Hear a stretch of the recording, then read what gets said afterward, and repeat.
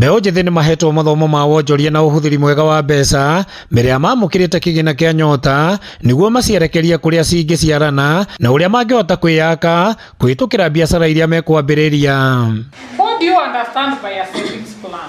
Stephen Lorat, ũmwe wa arĩa matanyĩte kũgunĩka na kĩgĩna gĩkĩ, arĩ na mũbango wa kũhũthĩra mbeca ici kwambĩrĩria ũrĩmi wa ngũkũ. Mimi mwenyewe nimefanya plan ya kufuga kuku nyumbani na kuweza kuwa biggest supplier in the county and the country at large.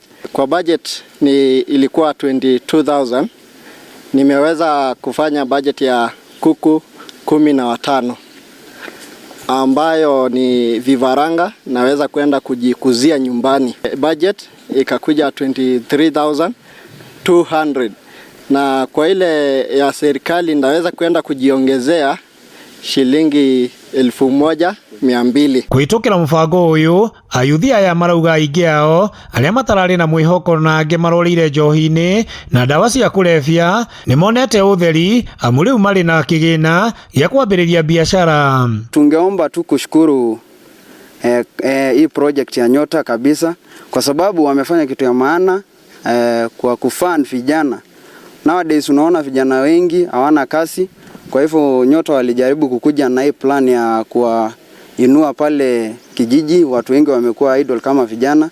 Sasa wamepata njia mwafaka ama njia nzuri ya kuanzisha biashara yao. Kwa penye tumetoka mostly vijana, tukiwa vijana wengi wao wamekuwa kwa madrugs, wamekuwa wakitumia pesa zao kwa njia ambayo sio sahihi, lakini kwa siku ya leo tunashukuru serikali yetu ambayo imeweza kutuletea Nyota yenye itatufungua macho pia tuweze kufanya biashara zetu, tusikae kwa idle. Tabitha Mwai ũrĩa ũramathomithagia augĩte kaunti-inĩ ya Narok nĩ mathomithĩtie mbeũ njĩthĩ makĩria ma 1,000 arĩa monekete marĩ na wendi wa kũhũra biashara. And what we have seen, the youth are quite committed in this area, coming from diverse places which are quite different. And during the training, they have really learned and committed to starting businesses. Even the ones we trained in the first component, most of them, if not 98%, really started their businesses, and we've been mentoring them throughout the month. Handũ-inĩ ha Inooro TV kuma kaunti-inĩ ya Narok, rĩtwa rĩakwa nĩ Wanyũike wa Mbũgua.